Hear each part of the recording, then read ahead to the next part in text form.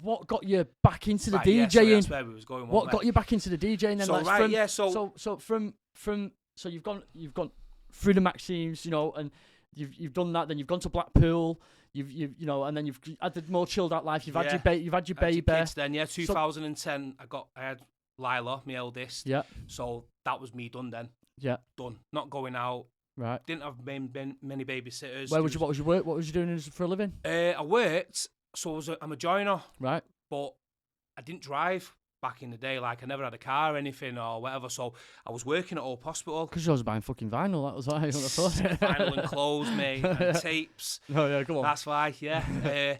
And we, so my mate got me on local Jackson Joinery on Liverpool Street. Yeah. And so I had my apprenticeship there and stuff. I'd learned a bit of joinery and stuff, and then I moved to literally the warehouse. Well, not the warehouse, the factory on the other side. Yeah. And that was doing shot fitting. Right. So backed onto it. So my mates all worked there. Come and get a job here. It's better money and better Yeah, work. yeah. So I went there. So you've carried on doing that then? Kept doing that for a couple of years, yeah. And then I got a job at the hospital doing joinery there, and it moved then. So Like maintenance kind of thing? yeah, going around the wards, putting the head rails back on where the beds go in, and little bits, dead easy. But the job's finished, and it moved to St Helens. Obviously, I didn't drive. I couldn't get to St Helens, made redundant, and I thought I can't be arsed with this shit anymore. I'd rather just have a stable job. I want to have kids. I want to get a house, move out. I can't do it with working 1 week and off a week, and then it's just not fucking. You can't run your life like that.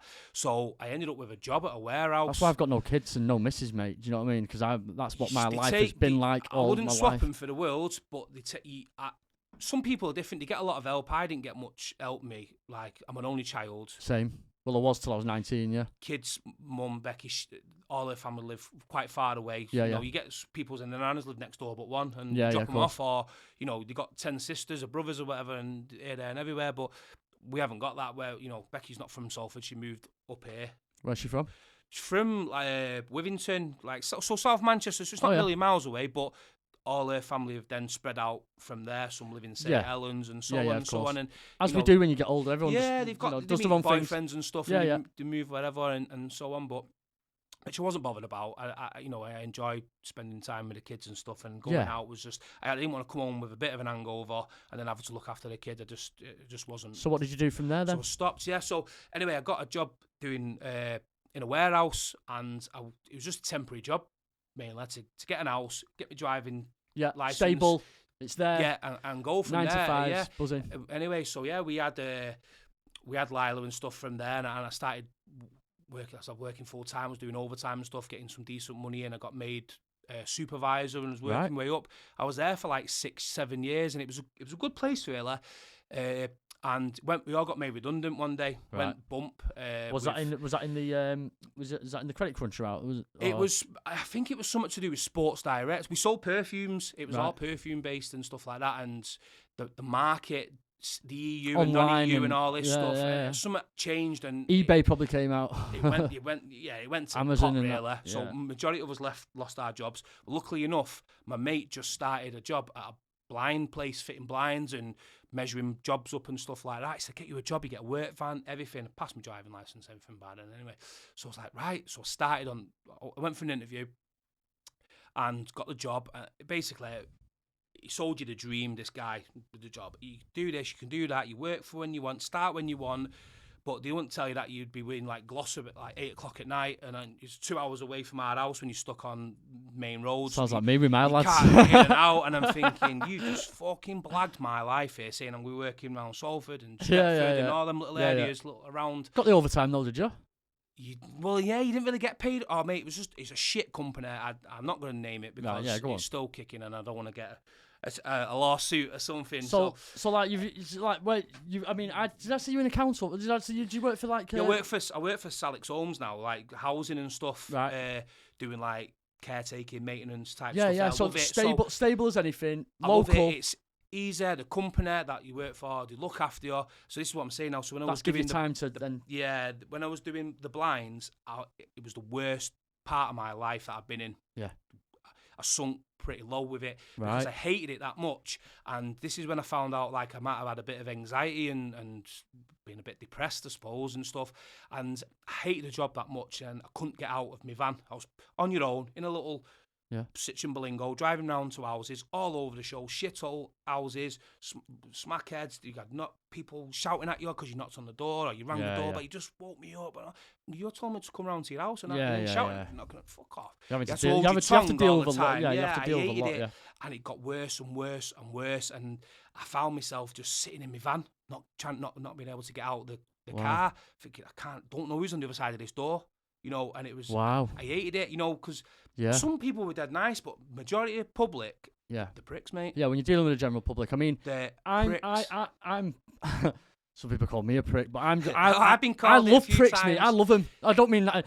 I don't love pricks. I can't bite my tongue, mate. And I love that challenge. So we're different in that kind of sense. Where because I'm like, I'm dead feisty, mate. Where you're a lot more withdrawn, and I can understand where you're coming from, mate. Because you do get challenged with a lot of difficult situations in that kind of situation. I found myself just sat in my van. And I think, I fucking hate this job. How am I going to get out of it? I couldn't leave because I had bills, kids. You got kids, Thinking, what the fuck do we do here? And it was getting worse and worse. And I remember one time I'd never go on the sick me. I never have any days off. If I'm ill, I still go into work until I'm really ill, type thing. And one day I just thought, can't do it. And I phoned him and I said, I'm not coming in. I'm not feeling great. Put the phone down. When you're coming back, when you could text me all these messages, can't do this to us. I thought, don't give a shit about me. Care about your fucking money. Don't care about me. What I'm going through. And I had I couldn't answer my phone, like the work phone. Did you speak to him about that though? Nah, I said. Did you tell him about Did you not tell him about the situation? It wasn't because as a boss, me being, I've been, I am a boss, and I've been a boss. And it's like if someone. I have to take that on board. You have to take that on board nowadays. You do. It's more than anything. They didn't care, mate. They didn't care. No. So my little girl, my youngest, Esme, she didn't sleep very well at all for about 4 or 5 years. Literally, she would stay up. She'd go to bed about 8 o'clock. She'd wake up at 9 o'clock, and she'd be up till 5 o'clock in the morning. And we've got working next day. We've also got Lila to get dressed to school. That's between me and Becky, we were walking zombies. How we survived, I don't know, because it was tough, real tough time. Yeah. Was drained, looked ill, put loads of weight on the pair of us.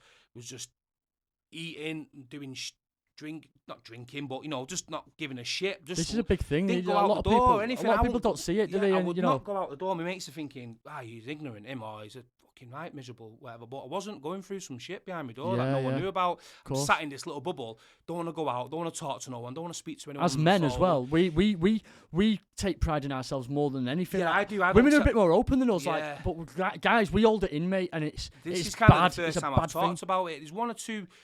3 mates that I've opened up to every now and again. Not much, just told them the odd bits and bobs and stuff and stuff. Because I don't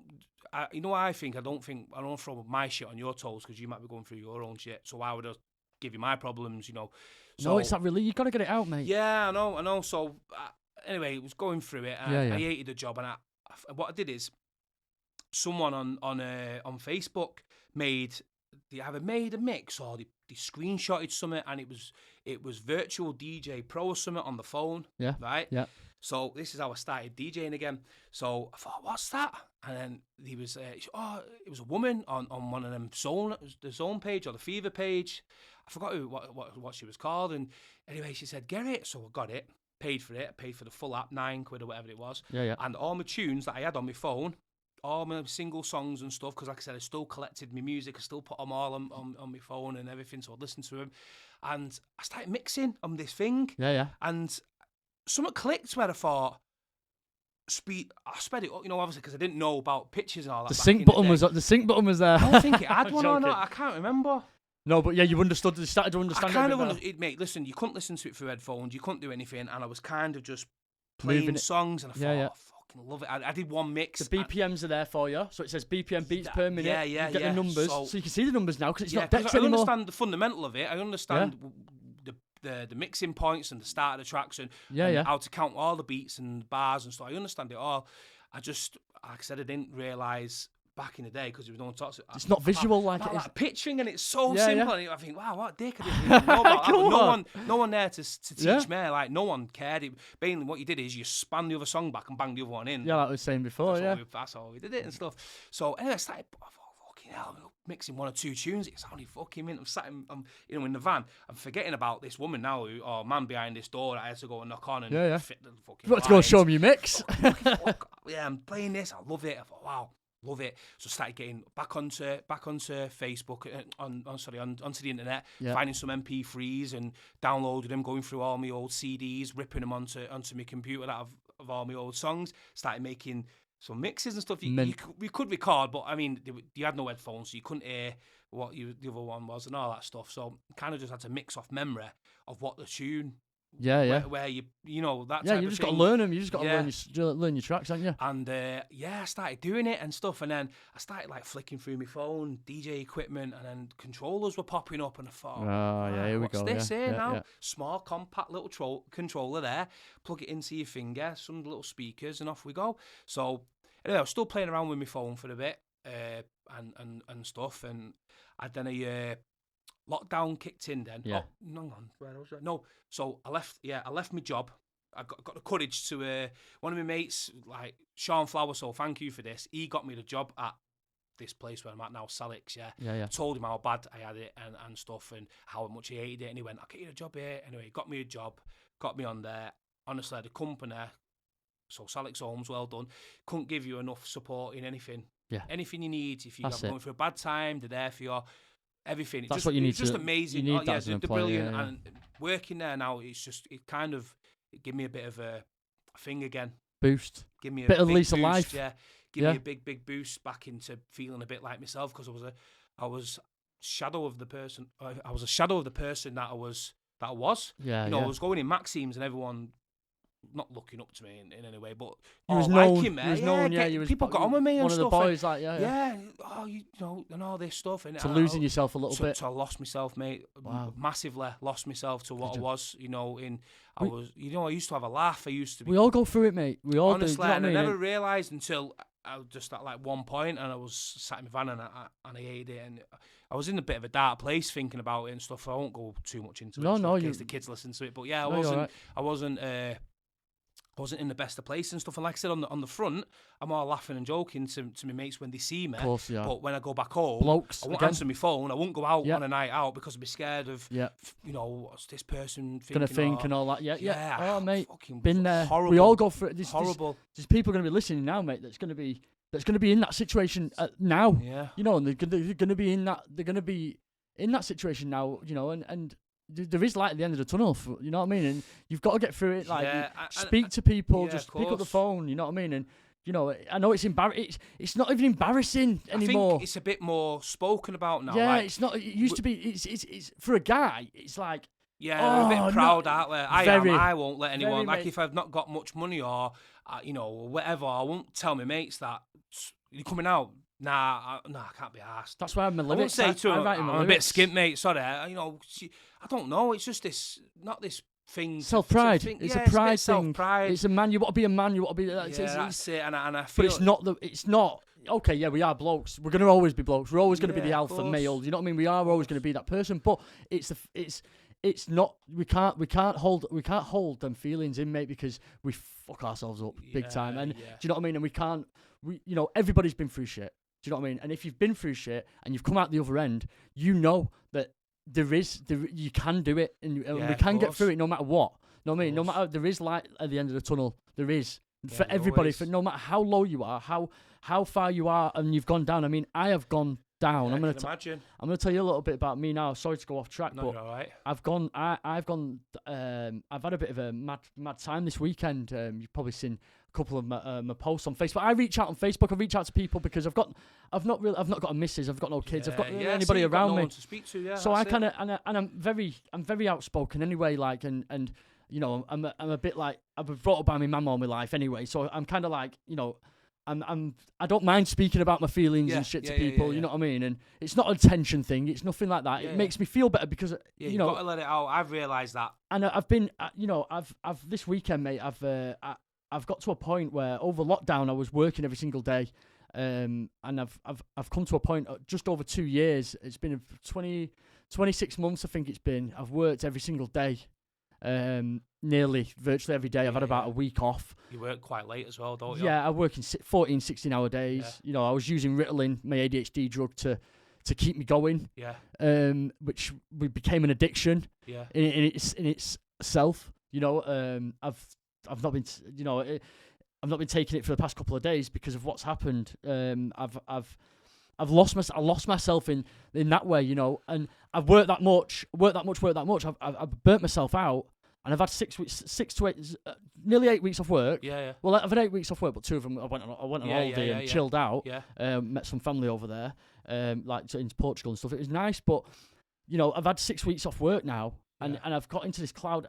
And I'm still taking the Ritalin. Yeah. You know what I mean? I've still been taking the Ritalin. I'm still like, and I'm thinking, shit, this is not good. Got to find a balance. That's what I've realised. You can't work. You can't. But this weekend, no point working yourself into the ground. This weekend it's hit a big. I've hit a wall, mate, massively. You know, I've gone to help somebody out. I've gone to help somebody, which I do all the time. I'll help anybody, you know. If I've got £5 in my pocket, mate, I'll try and get you £6. Do you know what I mean? I'll try and give you £6. You know what I mean? And I'll leave myself with nothing. Yeah. I've helped my mate out, took him to the pier on the pier, you know, driving. I drove him down there. I didn't realise that, you know, that I basically got banned a few months ago, and I didn't realise it. Yeah. I didn't realise, you know, because, you know, my driving license. Don't do this, anybody. If you move house, make sure you change your driving license, because I didn't know that I was banned. I got 6 points, like 3 points and 3 points for just stupid things. Yeah. And they turned them into 6. Took me to court without me even knowing, and give me a 6-month ban and a £1,300 fine. I didn't know this, so I've been driving around banned for the past 3 months or whatever. You know, I've been driving around banned and I didn't even know. Unluckily, you know, I was driving down the motorway, and they've pulled me over, because it was like 3 o'clock in the morning or whatever, and they pulled me over, I'm getting disqualified.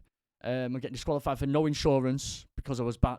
I'm getting done for driving while banned. Yeah. You know, and it's kind of this is now ruined my life. It's ruined my career. It's going to ruin my career. I'm an electrician. I have staff, and it's ruining my career. And you know, and I wasn't under. You know, I didn't have any alcohol. There was no alcohol in my system. There was Ritalin in my system. Yeah, which actually came up as cocaine. It came up as cocaine though. They've what is it that it is a drug in it? Yeah, it's amphetamine. It's actually methamphetamine. Yeah, it's a methamphetamine in a tablet form. Right. Small dosage though, obviously. Yeah, but small dosage. But like kids will have like 10 milligram, but like adults will get 50 milligram. You have 50 milligram boom in the morning. It doesn't affect you like amphetamine. Does it work? It doesn't affect you like amphetamine. Yeah, it tunes me in. Does it? It tunes me in, mate. Where my head's all over the place. Like as you can tell as I'm speaking now.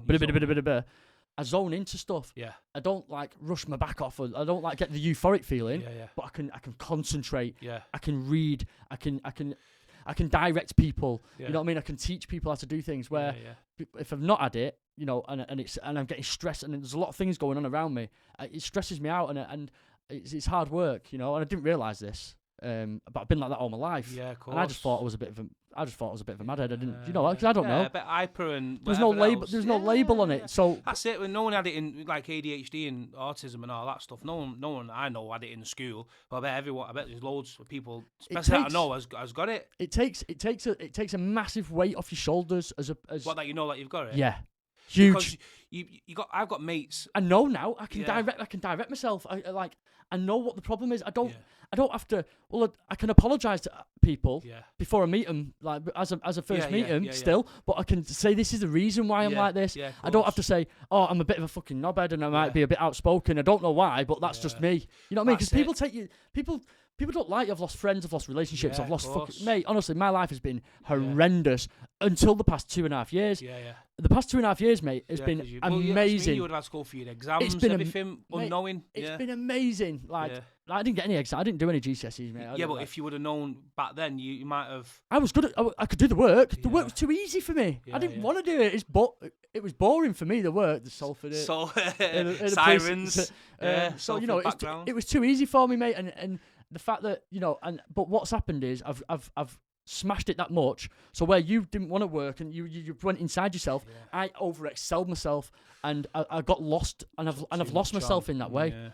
You know, and I've took too much on, And to be honest with you, I needed this little thing, and I got done by the police. And it's, you know, I've had a clean. Might be a bit of a wake up call. I've had a clean driving license for 13 years. Yeah. Right, 13 years clean driving license, and this is a big wake up call for me, mate. And it's hurt me, and it's massively hurt me because I feel like I've let everybody down.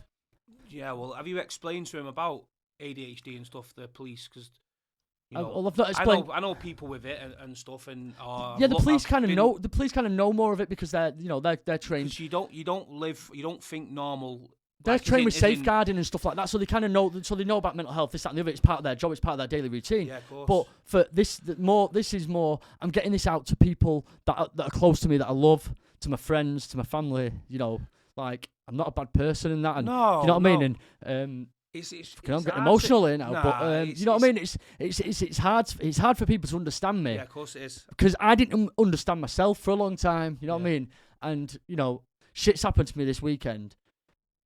I'll come back off it. It's only a couple of little driving offences that I didn't know I was doing anyway. Yeah, you know, if it was, I'm gonna go and do this, I don't give a shit. Yeah. You know what I mean? Yeah, throw the book at him, kick him in the fucking grid. That's it. Yeah, see you later, Paulie. You're a knobhead. Yeah. No, it's not like that. I mean, actually, it's one of them things. Yeah, you know, of course. And I'm gutted about it, but everyone makes mistakes and stuff, and they have little reasons and stuff, but we do. So we get through it. And I'm thinking positive about it. Yeah, and you've got to just, like I said, it's like saying there, you didn't know you had it for so long. I've got mates, or people that I know, should say, really more than mates, that I think when I look, and I've been like looking into it and stuff myself, not for me, but just in general, like and stuff. And you notice little traits that people have with ADHD and autism and stuff. Yeah. And I think, like, you've gone through school being naughty, being stupid stuff, victimised, basically. Not clever, not writing stuff, writing backwards, casted out. Yeah, fucked off into the pupil unit and stuff we had shitty rooms. I used to have to go in. We had for naughty kids. Yeah, that's what I used to have to do, mate. We had rooms. I could do the work. Just didn't want to. I couldn't be bothered. We had classrooms in school. You know, in I think a lot of schools in Salford had them. And isolation. Yeah. Mate. Fucked off from everyone else because you might have been a bit naughty or whatever. It's wrong. But again, it wasn't quite known, was it? Then, you know, it's wrong, but it's not wrong because it was disruptive. Yeah, it was disruptive, and you it's not because we were bored, like. Yeah, exactly. You're probably not stimulated, are you? You're going to, I don't know, woodwork or PE or music class or something. So imagine taking that child that's stimulated in class by acting the goat, being the class clown, that's stimulating his brain to create this dopamine to make his brain level out, because that's what the amphetamine does. Yeah, that's what the Ritalin does. It's a stimulant, so it creates dopamine and it makes your brain level out. Yeah, because that's what makes your receptors fire. Yeah. The dopamine. Yeah, the chemical. Yeah. So that's what they put in you, right? So that's why we take the medicine. That's why we take amphetamine in the medicine form from the government. You know, imagine putting that child into isolation, right? Yeah. Mate, imagine what's going to happen to that child's brain, right? When you're segregating him and taking him away from that stimulant. Yeah, of course. What is going to happen? That's causing that child. That's causing that child. It's mental abuse, mate. That's in a sense, it's mental abuse to do that to a kid. Yeah. That's got that condition, because it makes you worse. Yeah, I was sent to isolation every now and again. Nothing. I wasn't naughty in school. I was a bit more whatever. At the goal. At the goal. And you know what? I couldn't keep a straight face me. So you had the odd person in the class that make a noise, you know, a little whatever.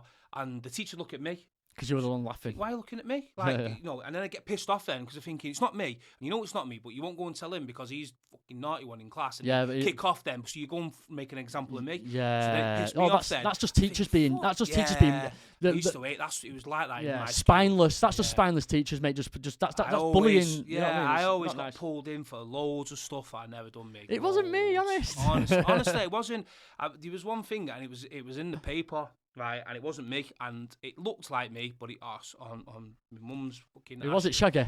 Nah, yeah, it's longer than a minute, mate. It wasn't me. It wasn't back in. It wasn't me. We had so we had. That's what I meant, by the way. The artist. Yeah, I just realised it sounded like an art. I'm too fast. Sorry, that's what I mean. It's daft. But yeah, so Landwithy Road, main strip in Salford. Yeah. Cook Report and all this crap at the time in Salford in the 90s. So it would have been late 90s. I was still in school. It was bad for robbing shops. Not me, just in general the area. Robbing shops, robbing the sports shop. Pinnabin Sports was done all the time.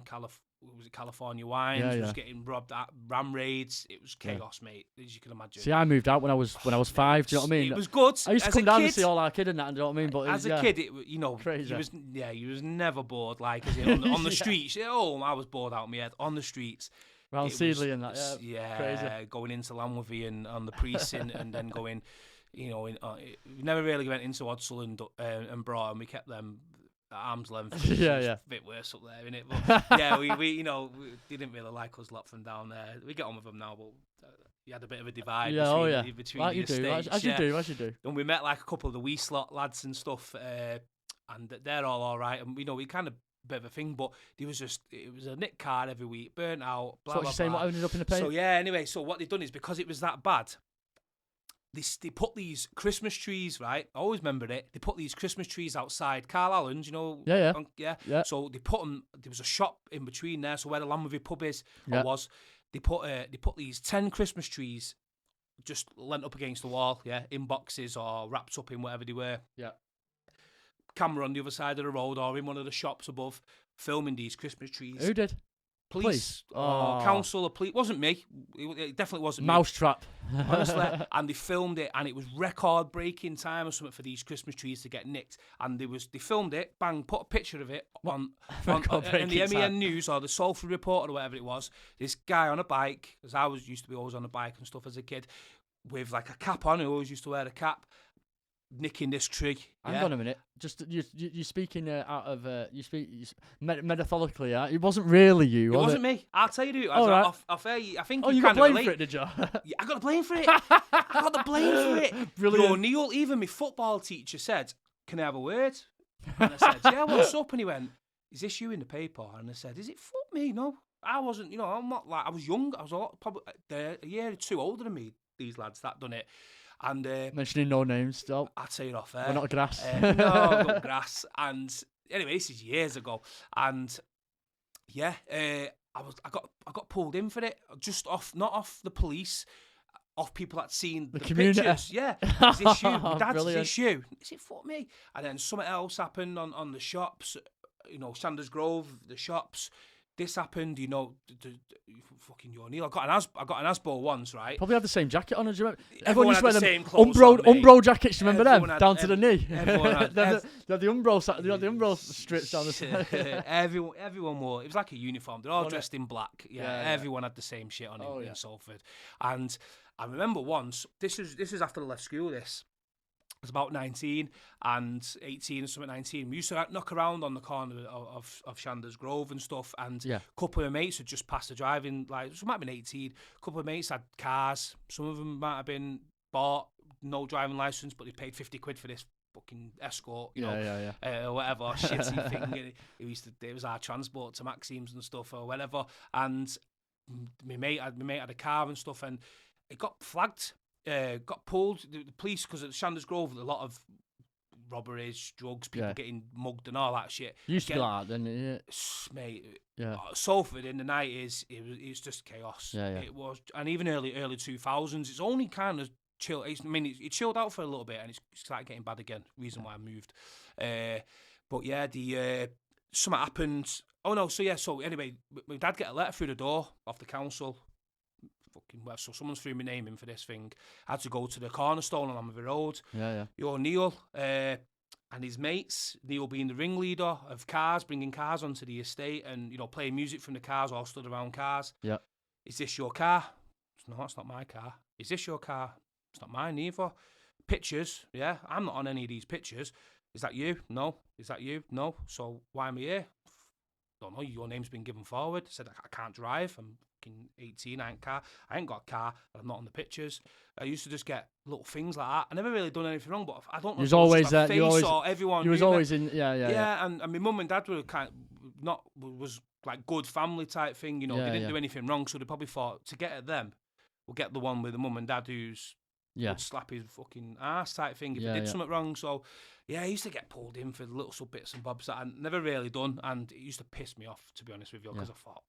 Blame for it all. Yeah, why? There was a councillor, Norman. passed away now, but he used to be all up and down the street. He was an MP or something, and he used to patrol in his car. Come here, who's had that? Busy as. Fuck off, mithering me. Yeah, who's had this motorbike? Going, you know what I mean? Yeah. Fuck off, leave me alone. Why are you pulling me? Pissed me off. Same happened in Maxime's. Was you always taller than everyone else? Because you're quite. I was tall in school. I wasn't the tallest in my school. I was about the 4th or 5th tallest, maybe. I was always a big lad, type thing. And I was 4th or 5th tallest. And then when I left, all the boys and that, when I left school, I had another growth spurt where everyone kind of stopped. So they were all 6'1". Single you out then, don't they? Yeah, you know what I mean? They were all 6 foot in school, 6'1", all five. It wasn't mates, just people in the school. And when I left school, I had this other growth spurt. I don't think they did, and I went 2-3 inches taller than them now. So I'm like 6'4", 6'5". He's the biggest one. Let's have him for it. That's what that's it. And I went exactly. Yeah, and I went. I remember one time in Maxime's, and this pissed me off as well. So I don't know like what they expect me to do, but again, friendly face type of thing, I suppose. In the middle of the bad crowd, if you would. We went. Imagine how many lads that used to go from Salford and stuff. There was minibuses after minibuses pulling up, and cars. And just one night, there was must have been 50 of us, 60 of us or something, lads from, not just from Salford, Swinton, all that group. And then, like I said, we met some Wivenshaw lads and stuff. And Les, remember Les, the flat top guy, he come over to me and he said, such a person wants a word with you. So he took me to the bar, where the merchandise stall is. Yeah, and there was like staff room. Yeah, the little bar there. The toilets were. Bolton and Little Ulton used to stand there. Yeah. There was 2 doors there, and he took me in and he went, "Can you move all them from the bar?" And I said, "All who?" And he went, "I come with just my minibus with 8 of us in it." Yeah. So they're my mates. All the money lot, basically. Oh, mate. He said no one would come to the bar, and it wasn't a main night, so it was like maybe a floor fillers night or something. So it was still busy, always busy, Maxime's, but it wasn't your national anthems, and it wasn't your zone or your ministry or bounce or whatever they were, the big nights. Can you move them all? We'll have to ask you all to leave if not. And I said, how am I supposed why are you asking me that to go and move 50? You got fucking bouncers here. You go and do it. Ask them to finish. So I thought, no, I can't do it. I'm not their fucking keeper. Nothing to do with me. Of course. Just little things like that piss me off. But I think it's because I was an all right person. Yeah. And you're approachable. Probably, yeah. Like when I look back in it, they didn't mean anything by it. You're not a gobby knobhead. That's it as well. No, knobheads was there. I mean, probably a few knobheads was there or whatever, but it wasn't like doing anything to anyone. Just a load of lads, all knew each other. Not many girls there at the time because we was first in. I remember it was, and everyone was stood. Just intimidating. It's intimidating. Looking back at it now, it's intimidating. Yeah, of course. But we're putting money in your. What do you want us to do? Stop coming. No, 50, 60 people from off finger, all paying 10, 8. And you're the fucking ringleader. Nah, I wasn't the ringleader. No, I'm messing. Friendly face. Yeah, that's it. And approachable. I got on with everyone, didn't I? So that's the thing. But yeah, little things like that. And I always seem to got pulled for them things. And like I said, in school, someone fucking whistling or making daft noises, and it turns to me. Little things like that piss me off. So where was we now? Went a bit off track then, didn't we? No, it's fine, mate. I mean, DJing, when did it start? This is brilliant. I think. Do you know what I think we should do? I think we should. It'd be good to get a few people in to get some of these stories of Salford. This is really, you know what I mean? The old Salford in the 90s. You have to go to Stranger Age for someone. No, no, but I mean, like, if there's anyone listening that wants to come in and share the story with us, we can do a bit of a spin-off. Yeah. We can do some Salford stories, like what from the 90s, or and you know what you want to get in here. So Ryan Mott. Right. Yeah. You know Motty. I've spoken to Motty. Yeah. I've noticed. Get Motty in here. He will tell you some stories from. He was MC'd in Munro's at like 14, 15. Get in here, Motty. I'm waiting if I would have known, I would have brought him tonight. Yeah. He'll tell you some Salford stories, mate. I'll leave them to him. He's good, and he can talk for fucking days as well. So yeah, he's one of my best mates, Motty. So yeah, look forward to that then. Yeah, brilliant. I'll come with him. And stuff. And because even though I'm from Salford, you know what I mean. I'm from Salford. All my family's from everyone. You know what I mean. I got moved out of there. Yeah. Do you know what I mean? Like my mum moved me out when I was like 4 or 5. Good, mate. I've just done that with my kids. And she did right, really. You know what I mean? In a way, but so I want to. Even it's my blood, right? Yeah. But I want to hear everything. You know what I mean? And I want to hear it all. And some of them are not great, and some of them you know, you can read on the internet people getting I understand. shot, stabbed. Yeah, it's one of them. Some of them are a bit bad, and probably some you can't go into and whatever. But yeah, there's some funny stories as well. You know, there's some funny bits and bobs. That's what I like. Whatnot. Yeah. So I'll let Motty tell some stories. So if he's listening, Motty, you coming in? I'll come with you. And we'll go through some funny stories. Mint, absolutely fantastic, mate. It's you know what I mean. I love everything that we've been talking about. I mean, you're DJing now, like that's it. So we'll go back to we'll fast forward now, to present. So basically, I started doing them live streams. No, sorry, lockdown. Yeah, I had my little decks on my phone, shit things. Yeah, and it was lockdown, I think, and Gary and everyone had started doing the live streams on Facebook and stuff. So I'm watching them, and I'm thinking, fucking yeah, you know, I wasn't going out then. I wasn't going nowhere near. Oh no, actually, yeah. One night just before lockdown, I went to the gallery in Lee. Right, the scene had kind of died. It's finished. There was not really many nights on. You got the bowlers stuff was coming, and Gary had put a night on. I think it was Ministry of Bounce or National Anthems. He put it on in Lee, and I said, I'll go, because all my mates said, come, I'm not doing it. I thought, you know what, I messaged Gary, and I said, can you pay on the door? Yeah, come, I'll sort it out. Right, sorted. So I said to Becky, come, we'll drive up. Don't tell anyone I'm going, because I can't be asked my phone ringing every second, and I'll drive up. I drove up, and we had a couple of lads from Sutton went, and me and a couple of my mates, and it was a small little venue. Oh, but mate, it was mint. It just was like the old days. Just like, well, not the old days, but 2004 days. Yeah. And, it was, I got that bug back. Yeah. Oh, fuck. And the thing is, I went out and I drove. So I went out, I didn't need to drink or anything, and I just thought, I can go out, drive now, because I'm just coming home. Someone was sitting in our house till whatever time, or they might stay over, you know, family member or something, look after the kids to get up in the morning, no problem. Yeah. Might start doing this, and they weren't on all the time the nights. So again, and then lockdown it. So I was about. So you got the buzz. You got the buzz, and then lockdown. It started. The night moved from Pure then. To Pure from the gallery. We did 2 nights at the gallery. Rammed out every time. Even.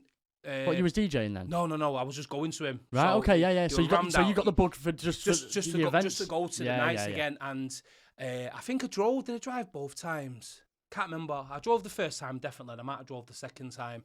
And it was still rammed, and it had Acid and the Classical on in town. So even still, because that massive night was on there, it was still full. The night, you know, Gary fills probably every night he does, doesn't he? You know, even now, guy's a legend with in the promoting game. And I was speaking to him, and he's like, I'm going to start putting some nights back on in Pure and stuff. So anyway, went to the Pure one. It was in February. Lockdown started in March. So that was the end of it. Killed it all again. Yeah. Thought, right, everyone was in, but it was sunny and stuff on it. So, you know, it wasn't as bad as it was the lockdown, the first one. It was sunny. Everyone was getting paid from work, furloughed. Or I didn't get nothing. Maybe not you. I didn't get bollocks at all. But I had to earn it. Yeah, some people did. Anyway, so he started putting the things on a Saturday night. It was Gary that started doing it, the first one. The Maxime's live streams and stuff. And then I got speaking. I can't remember when I got speaking to Steelander, but it was around about that time, and he started I was speaking to him on Facebook and stuff, and I was sending him some of my old Zone tapes and stuff, and he was putting them on his channel, and we got speaking. Sorry. All right. We got speaking, and we was from the same area, we knew the same people, but we just didn't know each other. Yep. It was weird. It was just mad that I didn't know him, but I knew everyone. We hung round the same age, hung round in the same parts of Salford in on like Lancaster Road. We knew the same people. We obviously used to go to Maxime's and the Temple and things when I did. He knew his best mate, or one of his best mates was the guy I sat next to in school, listening to the music. Wow. And he's like, do you know such a person? Isn't it funny? Yeah, and I said, where is he? I've not seen him for years. And it's mad. And so, I've become friends with Steve now. Like, he's a good friend of mine. And he started, we started talking about putting nights on, and not putting nights on. I said to him, at the Fever night in Blackpool, I said, you know that many people, you should put a night on. You've got DJ friends that you're talking to and stuff. I said, you got a bit of a thing here. And he said, oh yeah, like I'm working on it, like laughing and joking. And as he does, so just relaxed. Yeah, he's laid back. He's the most laid back guy. Yeah, he's I've never met, chilled, He's calm. top lad. And he, so next thing, we're going to put a live stream on Rimo. Do you fancy it? I said, what? Live stream? Like, nah, I haven't got none of the stuff. So the first live stream was DJ Ricker. I think it was Andy Pendle, Stephen J. So was you mixing at this point at home? Just started mixing, yeah. Oh, no, I tell you, I've missed a little bit here. So I got my decks. So from your phone? No, actually, I didn't. You had your phone, didn't you? You was DJing on your phone? No, I missed a vital part here. No, yeah. So, good job, I'm here. Lockdown had just started. Yeah, so yeah. before the live streams or anything, lockdown had just, before anyone started doing live stream, lockdown just started. Yeah. And Becca worked at NHS, a doctor's surgery on Blackfriars Road in town. And under the arches where it is, Bop DJ. Yeah. So I'm parked up waiting to pick her up from work. Ooh, what's that in there? I thought I'm going to go and have a little nose there. Went in and they had an X-Display Pioneer controller, only a small one, tiny. Like one of them under there. Smaller than... Oh, yeah. Yeah, so this one, yours is the Serato version and mine was the record box version. Yeah. So I bought it, I think it was 120 quid. And I said, what do you need to play it? He said, no, you plug your speakers into your laptop and you put all your tunes through the record box. Yeah, that's just collecting dust, that thing under there. I sold mine not long ago. I was going to give it to our Lila. SB4, I think. Yeah, mine was a DDJ 400, I think. And yeah, the same thing. It's the same model, just the Serato version and the record. I was going to give mine to Lila, and I thought when I bought them big uns, when I bought the big uns that you've got there, I thought there's no point teaching on that. I might as well teach them on the proper ones. Yeah. So I've just not got round to it yet, but that was the plan. So yeah. Anyway, got your decks, and then yeah, she loves it, mate. She's just the girl version of me. That kid, honestly. She So we started practicing, started going on SoundCloud, making little mixes on these turntables and stuff.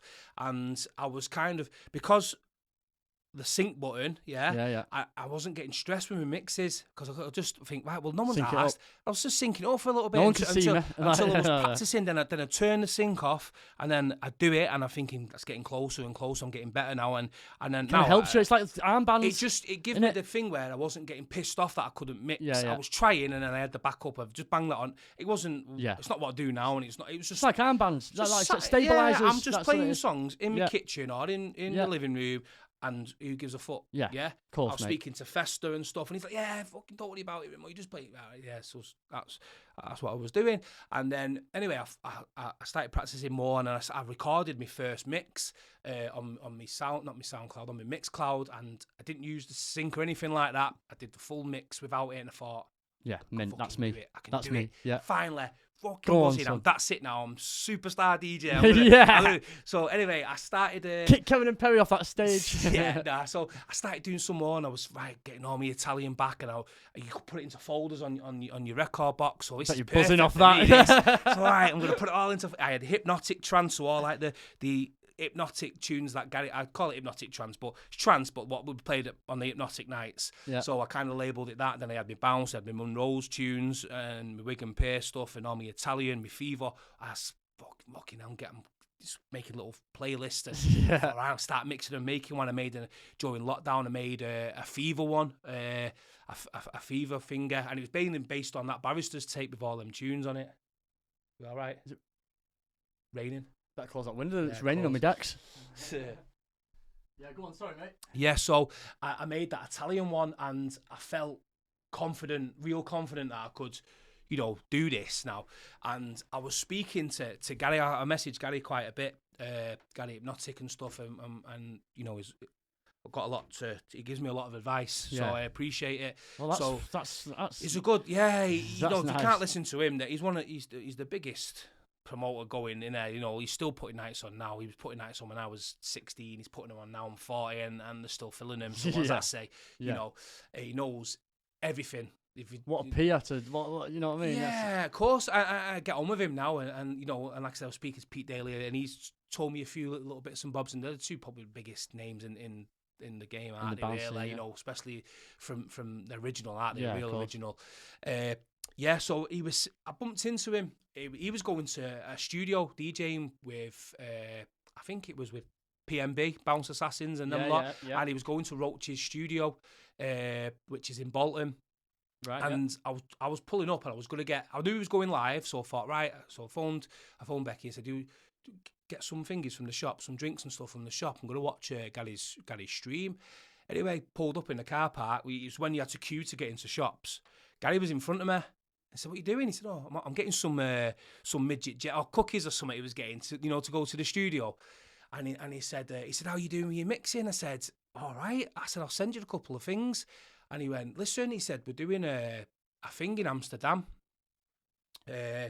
Forgot what it was called now. What was the big thing in Amsterdam called? Anyway, we're doing the gas holder. What do you mean? No, Roach was putting on. He was promoting a big festival in Amsterdam. Oh, ADE, Amsterdam Dance Event. No, it's ADE. No, it's not. I forgot the name now. I'll have to give you the name in a bit. It'll be on Spring Break. Oh right, yeah, okay. It was called Spring Break, I think, or something like that.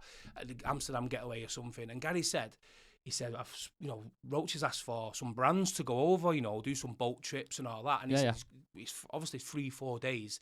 Bring your headphones and your USB. Canal barge boat trips. Yeah, bring your headphones. Everyone's just, there's no set times, there's no nothing. If you might be able to put you on half an hour, I thought, fucking what? So that was like your first. Well, yeah, obviously. Booking, kind of. Not a booking, I wasn't paid or anything. No, but it's his first booking. He invited me, if you come in, bring USB, and if, someone, obviously, because it's a long weekend, gets to, like, people can't be asked about. When was this then? So this was going to be in April, April 2020. So it was lockdown. It was in lockdown, so it was expecting to come out of lockdown in after 3 months and go away. That's when I moved to Salford in that April. So back to Salford. Yeah, well, I moved out of Salford then, so I must have known you was coming. So I fucked off. I thought, right. So I got my car, flew back. I said, just seen Gary at the shop. He was, all right, what's he say? He said, if you want, come to Amsterdam, bring your USB. You might be able to bang you on for half an hour or last half an hour or a bit of a yeah. She said, "Oh, brilliant." Well, that's all. Anyway, I'm booking flights. I'm thinking, what a woman to support you like as well. Do you know what I mean? She's that's amazing. She's good. She's really good. She's a good person. She has. She's helped and supported me quite a lot, Beck. But yeah. So anyway, fucking lockdown continued. Yeah. Flight restrictions. You weren't allowed. Finished. Yeah. Fuck's sake. Dream shattered. Yeah, not dream shattered, but I spoke to him and stuff, and he went, keep going. And a couple of live streams, he gives the odd shout out, Rimo, I hope you're practicing at home. Keep practicing. We've got, we'll be out of lockdown soon and stuff. And I'm hearing it, and Becky's like, see, it's still there. Keep going. It's not burnt or anything. Yeah, keep going. So I'm keep doing my mixes and stuff. And like I said, I was sending them to Steelander, and he was putting them on his Oldskool Anthems page and stuff and things like that. And then he messaged me one night, Steel Landing, and said, we're doing a live stream. First one's going to be Ricker, Pendle, Stephen J, Howard and Furker. That's the first 5 or 6 or whatever it was. And flyers already been done. Do you want to do the second one? Wow. Yeah, okay. Who's on the second one? That's a bit. That's big. Yeah, for me it was massive because it was the first time I DJ'd in front of anyone. I wasn't in front of anyone, but someone could watch me the first time, so I was. And to be on with them names. Yeah, exactly. So my second one, so that was. You've been catapulted straight to the top, haven't you? Honestly, but there's people probably looking at me and thinking, why the fuck is he there when these have been in the game for 20 years? I have no idea. I can see why you're there, mate. I can't answer that question. You are because well, after today, mate, you deserve it a lot. Yeah, do you know what I mean? I don't know why. I count my blessings, I suppose. It's not anything. I'm not anything or anyone. I don't. I'll go into something. You've not got an ego, mate. My You've first got no night ego. when I got booked, I queued up with everyone else in the queue. And everyone, what God, you doing? See, this is what I'm saying. I went, come in. He went, but you're DJing. So I don't care. Not bothered, I stood in the queue with everyone. That's it. It wasn't a big queue, but it was a queue. And he said, he goes to the front. I had my bag with me and everything. It's unboxing day. That is what it's all about, mate. And I thought, I'm not queuing. I'm not anyone different to you lot. Yeah, I am you lot. I'm just playing some music. Course, so mate. anyway, you're there for the music. Yeah, of course. So these live streams, I think they were once a month or once or once every 2 weeks. I can't remember. That was you practicing daily. Practicing, so I built this set, right? I was going to play in Italian. What do you want me to play? Anything you want. Italian, old school, that type of era. Right, okay. Gary's on the set. So anyway, I built this set of kind of what I wanted to play. Yeah. And Motti, I said, Motti, do you want to come and MC for me? Yeah. Because Motti's MC'd him. Original. Yeah, all over the show. I had tapes off him in my bedroom and we used to practice in our other mate's bedroom and stuff. And I just thought, I've got to have, one of my best mates, I've definitely got to have you MC on me, even if you just do it this once, because he'd stopped doing it and stuff. Yeah. Anyway, he said, yeah, come down. So anyway, I used to book that studio, Pirate Studios, for 3 hours. Yeah. It gave me an hour to kind of practice, set up, and get used to, because I was on little decks and I was going to see DJs. Big, big mixer and everything. It was a bit daunting at the start. Yeah, it's a big change up. Yeah, and just randomly, like, I don't even know why I done it. I messaged Gary and I said, I'm booking the studio. If you want to do your set in the studio, come do it. I'll set it, all up, and then you can follow on from me type thing if you're on at the same time. So he said, yeah, I'll do it. Anyway, so the day come and stuff like that, and they had, like I said, they had my Italian set planned and whatnot, of what I was going to play, and whoever was on before me, I think Poddy or someone was on before me, and they went like 15, 20 minutes over. They had sound issues or something, so I was going into my set then, like I was missing out of time, because Gary was the headliner type thing on this live stream, and he was on, say for instance, 2 or 3 o'clock till 4 o'clock. Yeah. So anyway, he knocks on. I send him the code to get in. He knocks on like you did. You come in, and he said, "Oh, they're having a bit of a finger problem. Poddy's run over 20 minutes." So he said, "Right." He said, "Do you want to go back to back?" So I said, he said, "I'm going to go live on my Facebook on the Maxime's page." Fuck's sakes, my heart was in. So I had this Italian set planned. I knew what I was mixing. Thrown in the fucking deep end. Yeah, that was it. So I know Gary don't play Italian, he plays old school and bounce. I said, what are you playing, Gary? He went, old school. I've not mixed old school. I have, but not live. Like breaky stuff, old school. He played a bit breaky, and I kept it pretty safe. Yeah. Let's say I kept it safe with the tunes I knew. And well, there you go. That's being a DJ, mate. That's all the traits of a good DJ. I put the odd one or two in. There's no crowd in front of you, but you've been challenged. Listen, there was a 6-inch phone or 8-inch phone in that corner, and I couldn't stop looking at it. Yeah. And Motti was going live on his phone, and he's getting people messaging him, and that makes a good DJ. Rimo, and I'm thinking, you had to get out of a situation where, honestly, you know what I mean? It's not too bad of a mix, actually.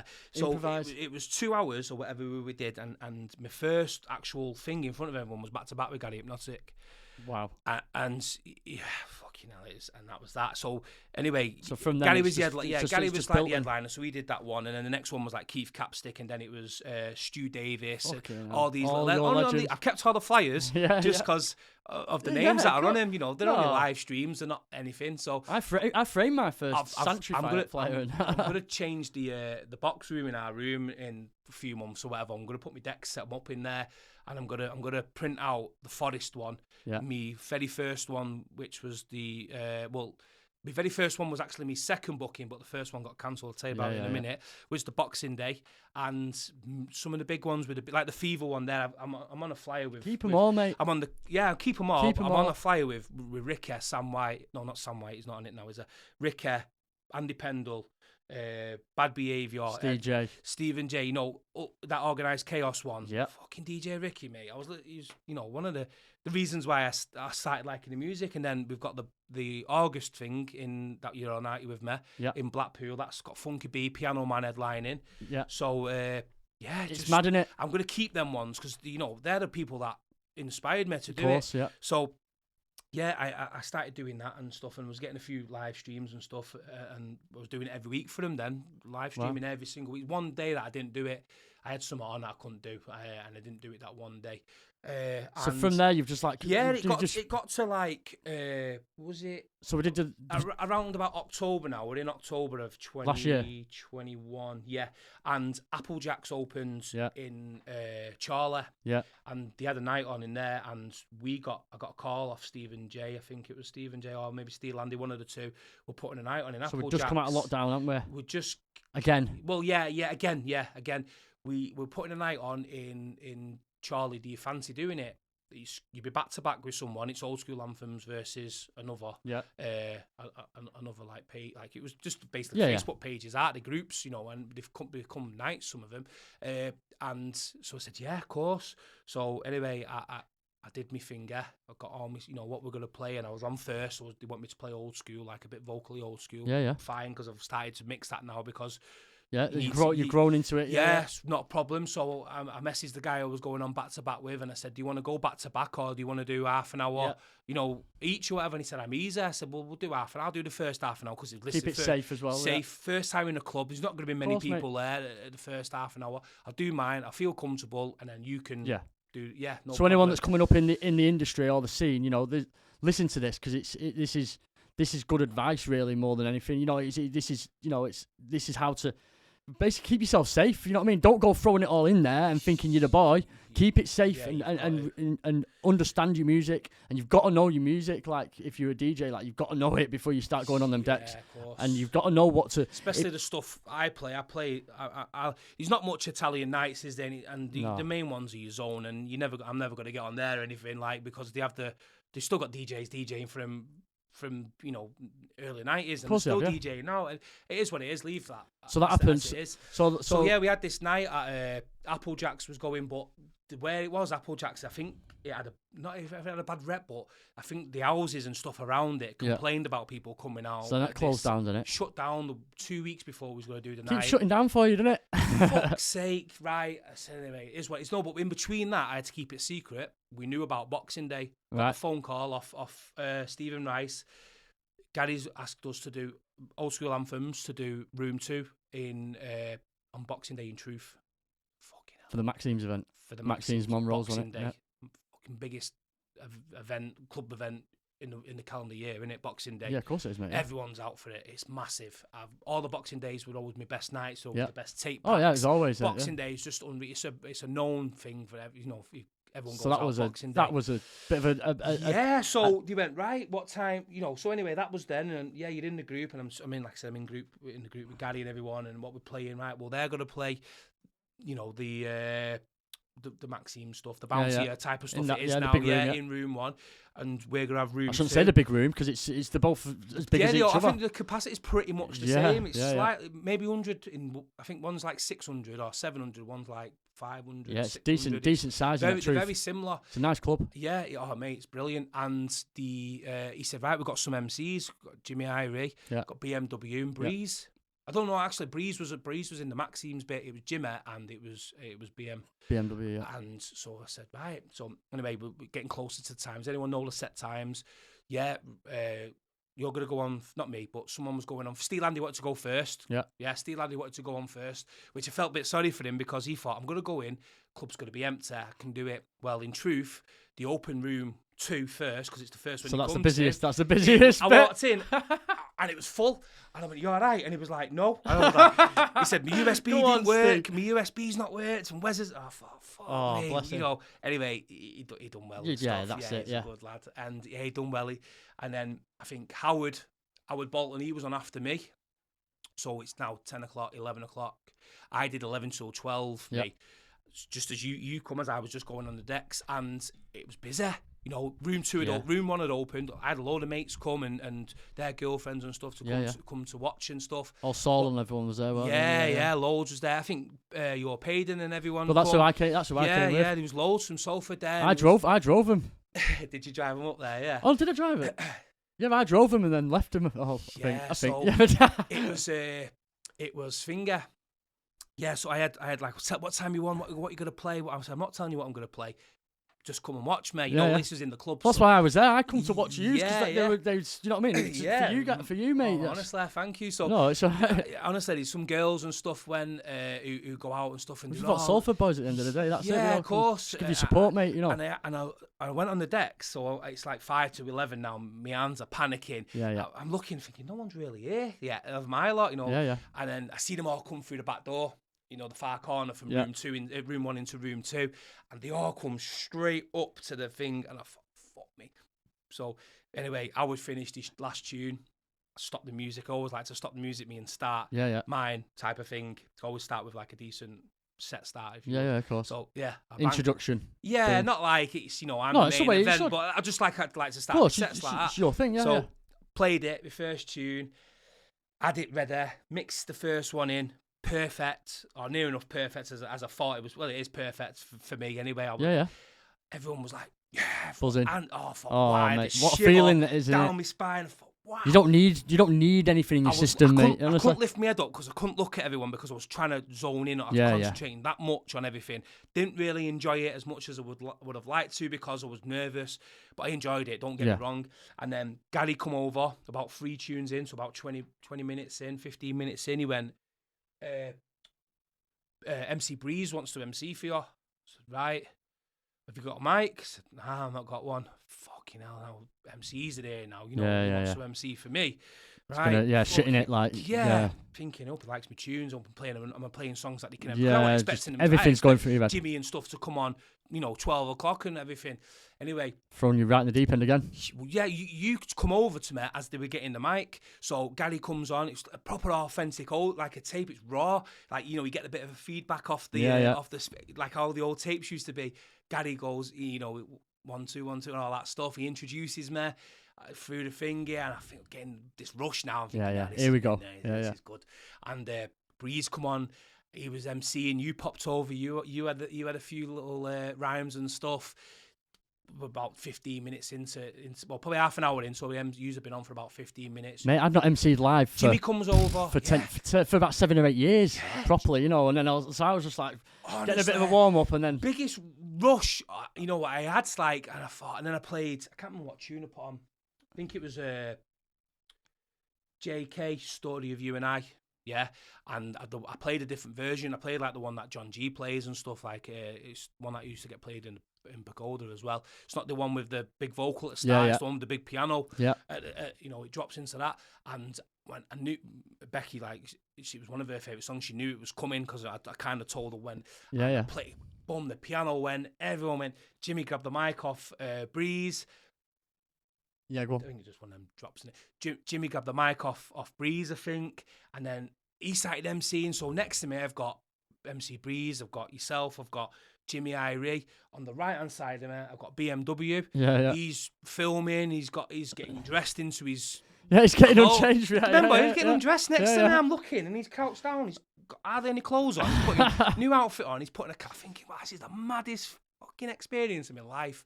And the rest was kind of history. It was a top. I listen Amazing. to it now. Yeah, I love it. It's one. I thought if I get one chance to play to DJ, I'm gonna play all me. I shouldn't do it really. You have to and you did be kind it. of careful what you play.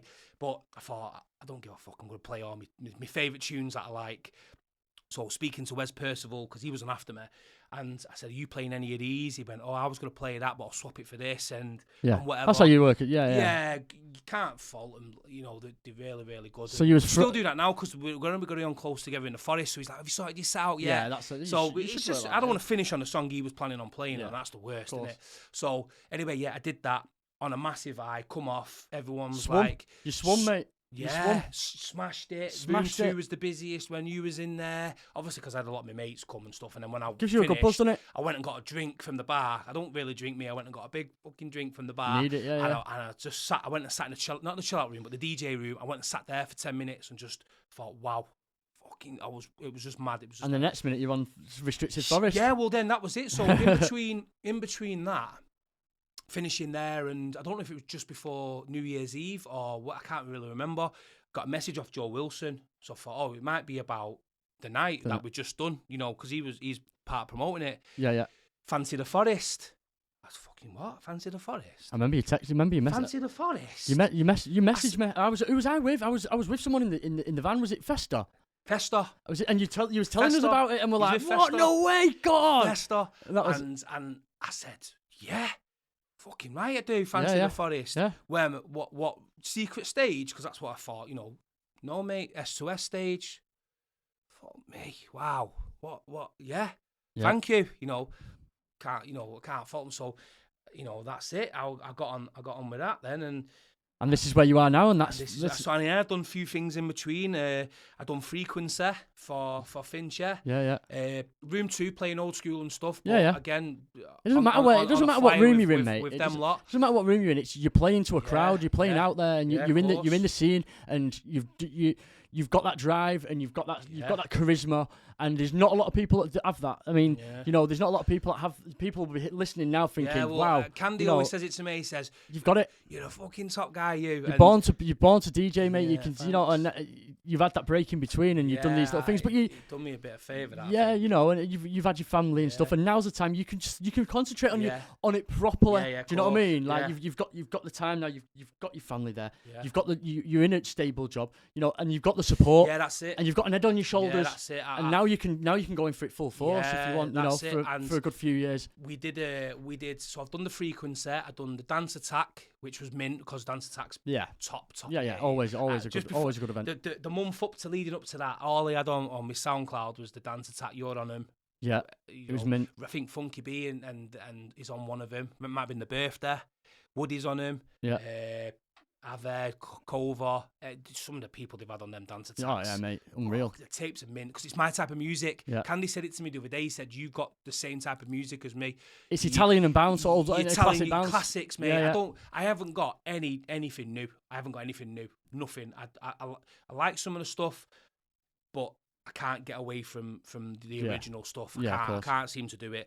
There's millions of people doing the new stuff, and it's not. I don't know any of them. I don't go to the nights. They're smashing it. They've got. It's for the MCs. It is for the MCs. Yeah, massively. A lot of it. It's just for the MCs. And I like the rawness of the old stuff. Though. I support it. Like it's awesome. You know what I mean? Like we've got the donk cast. We've got the donk cast, which is going to go. We're going to go more into that with the new school. It's like a different crowd, innit? Yeah, so that's why we're going to go more into that with the new school lot. Do you know what I mean? And I love it, mate. You don't get many people coming to say, for instance, the dancers, unless you're real hardcore ravers and stuff.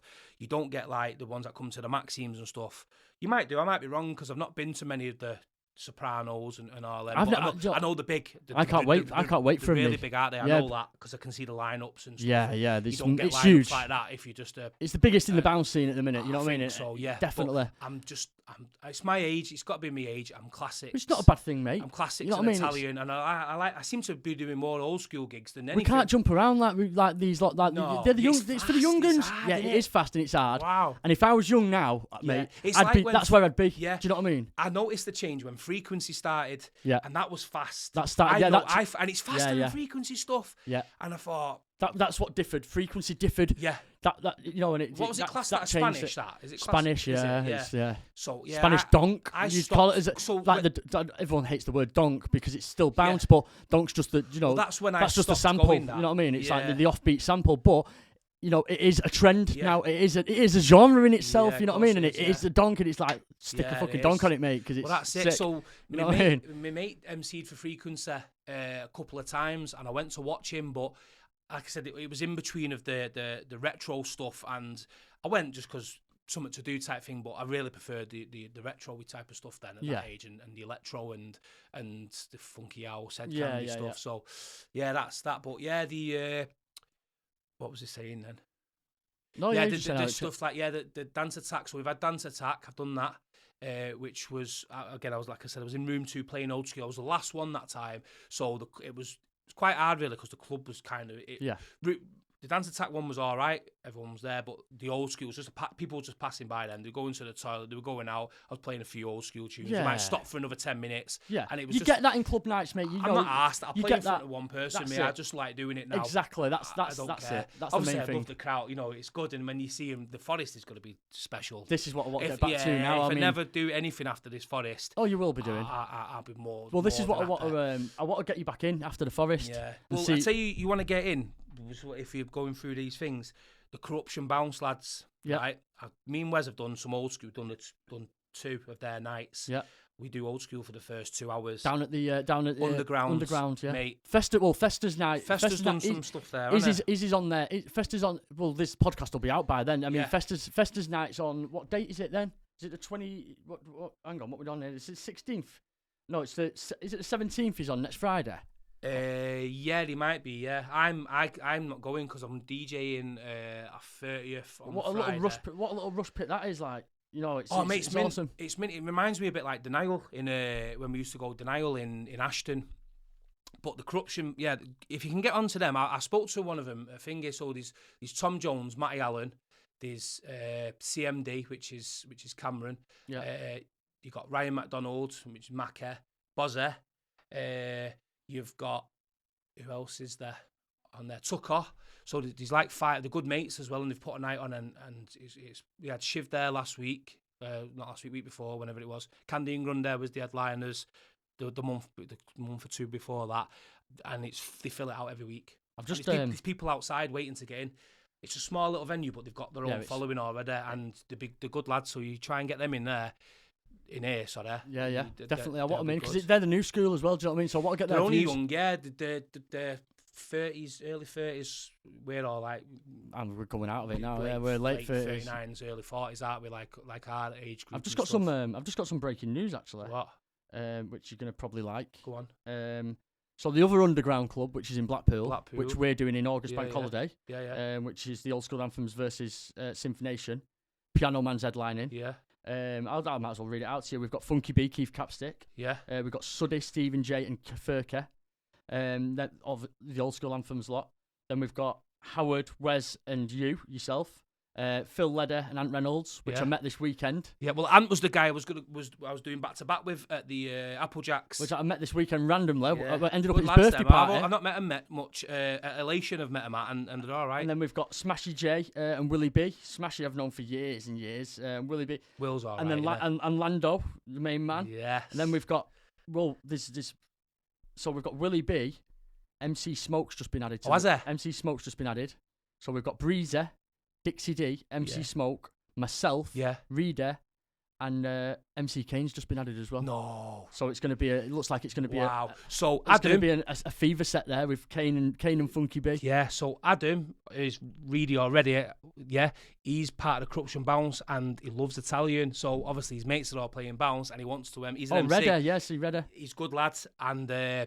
Yeah, I think. I'm looking forward to that. It's free admission there, so yeah, he's good. He's free admission. Bank holiday Sunday on the. There's loads going already in August. Baz Rigg, shout out to Baz Rigg because he's put a coach on for loads already, so he's taken a load up. It's going to be full of Salford crew again, isn't it? It's going to be Maxine's all over. Mate, it'd be good that. Yeah, it'll be sick. Yeah, I can't wait for that. You've got Organised Chaos as well after the Forest, 9th of July. Organised Chaos is foreplay versus Dance Attack. Yes, amazing nights. Read the lineup on that. Absolutely get unbelievable. It up on your phone. I mean, well, it's a big lineup. So get on the Facebook page. Get on the Dance Attack Facebook page. Get on my Facebook page on Take You Back. Check it out. Give us a share. Give us a like. Give us a share. Give everyone a like. Give us a share. Share the love, people. We couldn't be doing this without you, mate. And I love everything I'm doing. I hope I'm giving something back for the people here, mate. And it's giving me a lot as well. It's giving me a bit of a sense of well-being, and and I'm getting a lot of feedback off people. Honestly, and it's podcasts are flying at the minute, whether it be the James English ones or the Joe Rogan ones or football ones or whatever. Oh, you can't put me up there with them, but I'm just saying, like, everyone's listening to him and stuff, and it's good, and you're in the right formats, so they're going on platforms, just to say, so they're on iTunes out there. iTunes, but every single platform you can get. Anyone that's they're good. They're a good thing. Get stuff off your chest, and everyone, like I said, everyone's got a similar story, but. And everyone's been through something. Everyone's been through something, or going through something, and it just gives you that enlightenment to show you that we can come out. Look what we're doing, mate. Do you know what I mean? And we have been through some we have been in the dark places, and we're still here. We're still here rocking it out, and we keep on going, and we've got to keep on pushing it. And that's the story. That's what I want to get across to everyone, and and it's brilliant. And like I say, I wouldn't be able to do this without you. And the people, the DJs and artists, and even the ravers, whoever's going to come on, anyone can come on this. Who have you got coming on? Oh, loads. We've got Piano Man soon. We've got there's going to be it's crazy. Gary Hypnotic's got to come on. You got to try and get him on. Well, I spoke to Gary when he came round the other week, and he's up for it. And the flyer, Motty, and all the old Monroe's lot. I want to hear the stories that they're promoting. Obviously, they're promoting now on your Facebooks and stuff compared to what they were doing. Yeah. Wallpaper paste and putting black and white posters all over doors and stuff. Yeah, that's what we used to do. We had to. There's no internet. Stories. I bet they've got some stories. I want to hear the stories now. I want to hear the stories also of like Matt Cheese is going to come in. He's going to tell his thing. Oh, is that? Yeah. We've got like MD. We've got Duffy coming in. He wants to come and do the. He wants to come and do the tape. C would be good. He's flying at the minute. I spoke to him this weekend. He's definitely up for coming in. I want everybody in this industry, everybody who's either a raver, or promoter, artist. Yeah. It doesn't matter. Come in, tell your story. Give your Midgelaar, come and tell us some Maxime stories. Yeah, give us your view. Give us your views on everything, because it's it's historic. Yeah, It's historic, and is. we're part of the big part of everyone's life. It's part of the analog era, and we're not going to be able to have this chance again to maybe tell your story, tell the funny things, tell the bad things, and give people that sense of well-being. It's brilliant. Yeah, of course. But yeah, we'll wrap it up there, mate. And it's been fantastic having you in. Thank you. Sorry if I've waffled on. No, we've not waffled, mate. We'll probably do about 17 parts of this. But do you know what I mean? What are we on now? 2.5 hours. Yeah, we've been. It's been a new record for podcasts. It's been nice. I like to break records. It's been nice, and yeah, I've enjoyed it. I was nervous, and you've been all right. So we thought it was going to be here for an hour, and it's just been brilliant. Thank you very much for coming in, mate. No problem, Paulette. Thank you. Nice one. Thanks very much for that. Yeah, sound.